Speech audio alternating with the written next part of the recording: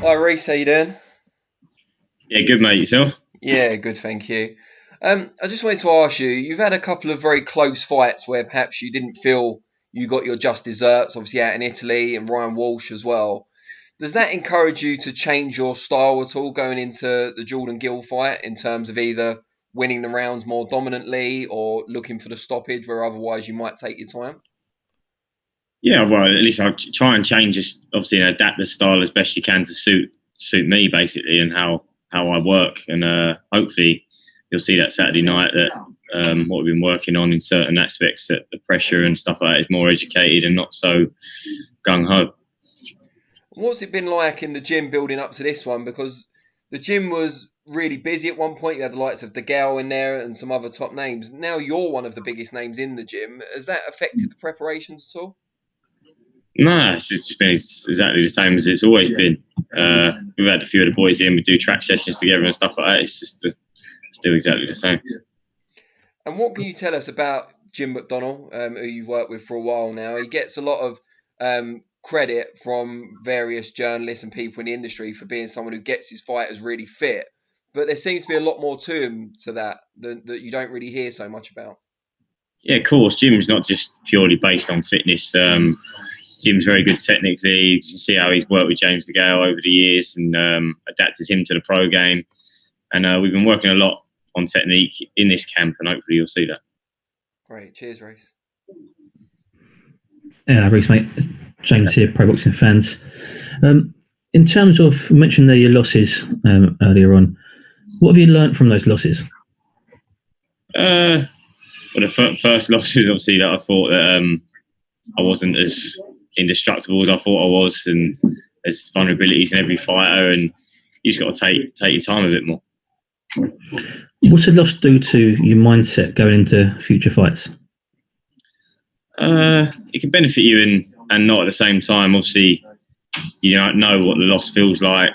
You certainly don't want that again, and you just have to work on things more. And final one from me. You've got a high knockout ratio. Obviously, Jordan Gill stopped to the body with Tinoco.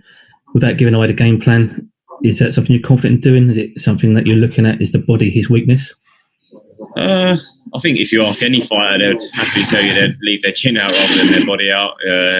No one really likes a body shot. It's not something that I've always sort of worked on the body anyway, so it's not something we've done any extra on.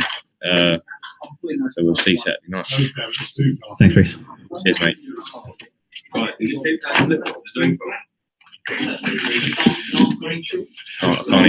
talking.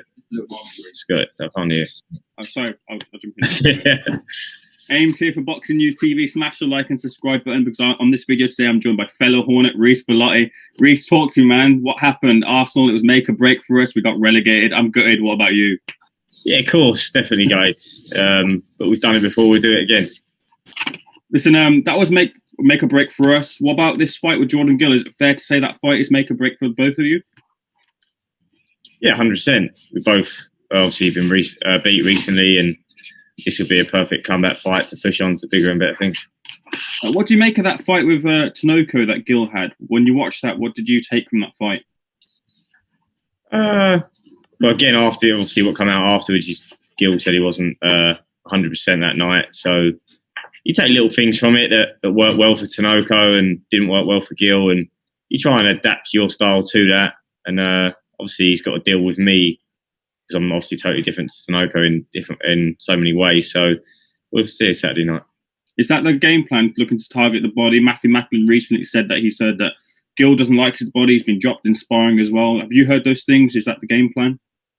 Oh, yeah, you hear rumours. You don't really know if they're too true or not. I don't look too much into it. It's just I'm just sort of adapting my style to make me a better fighter. And your prediction for the fight? Bellotti win. Thanks, Reece. Cheers, mate.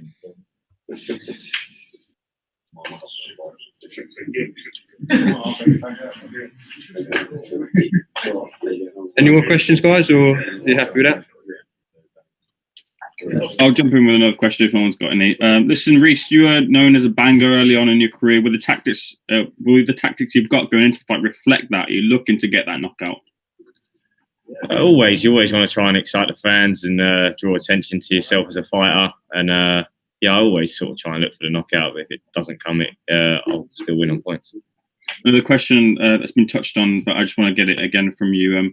How much of those 3 losses that you've had in your career affected you? And is that the motivation going into this fight as well, to not suffer defeat again? Obviously it would be, but from the previous experiences you've had, how do you take that through to this one?